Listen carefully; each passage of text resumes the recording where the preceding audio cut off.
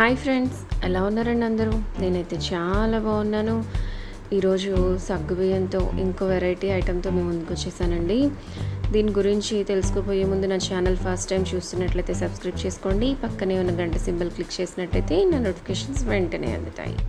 ఈ సగ్గుబియ్యం పకోడీలకు గాను మనము ఒక కప్పు సగ్గుబియ్యాన్ని ముందు రోజు రాత్రి నానబెట్టి తీసుకోవాలండి.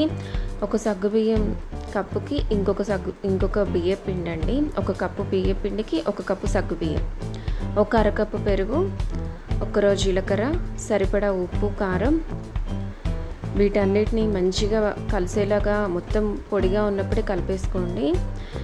ఒక కప్పుకి ఒక కప్పు తీసుకుంటున్నాం కాబట్టి కొంచెం వాటర్ యాడ్ చేయాల్సి వస్తుందండి. మనం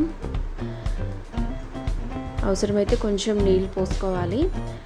పకోడీలకి పిండి కొంచెం గట్టిగానే కలుపుకోవాలండి. ఇలా గట్టిగా కలుపుకున్నాక ఒక పించ్ సోడా ఉప్పు వేసుకోండి, ఈటింగ్ సోడా.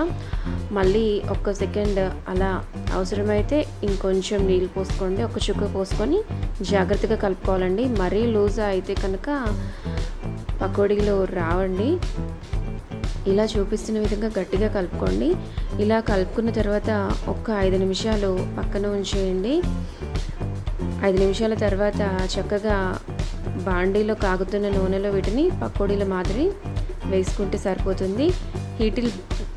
ఆయిల్ బాగా హీట్ ఎక్కేసిన తర్వాత మీడియం ఫ్లేమ్లోకి పెట్టి ఎన్ని సరిపోతే అన్ని ఆయిల్కి సరిపడా వేసేసుకోండి పకోడీలాగా. తర్వాత ఫ్లేమ్ని కొంచెం పెంచుకోవాలండి.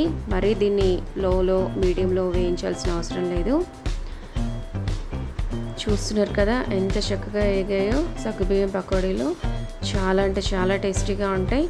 ఈవినింగ్ స్నాక్స్కి అయితే పక్కా రెసిపీ అండి. చాలా అంటే చాలా బాగా వచ్చాయి. వీటిని ట్రై చేసి ఎలా వచ్చాయో నాకు కామెంట్ సెక్షన్లో రాయండి. పిల్లలు, పెద్దవాళ్ళు చాలా అంటే చాలా ఇష్టంగా తింటారు. ఇంకా ఇది వర్షాకాలం కాబట్టి మనం ఏదో ఒకటి వెతుక్కుంటూనే ఉంటాం కదా. ఒకసారి దీన్ని ట్రై చేసి ఎలా వచ్చిందో నాకు చెప్పండి. Thank you friends.